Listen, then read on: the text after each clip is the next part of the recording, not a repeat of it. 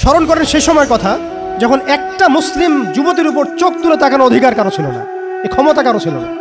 চোখ তুলে ফেলতাম একেবারে আমরা।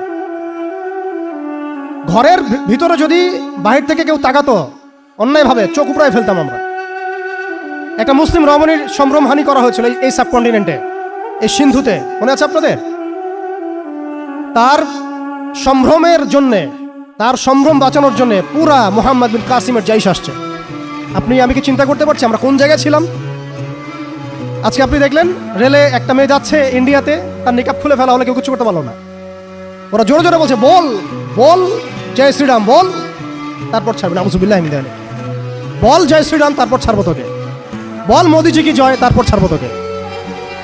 চিন্তা করছেন আমরা কোন জায়গায় আসছি? আমাদের কি ভারতে মসজিদের অভাব আছে, মাদ্রাসার অভাব আছে? ভারতে কি মুসলমানদের সংখ্যার অভাব? তাহলে কেন এই জায়গায় আসলো? একটাই কারণ, রাজনৈতিক শক্তি না থাকলে উম্মার অবস্থাই হয়।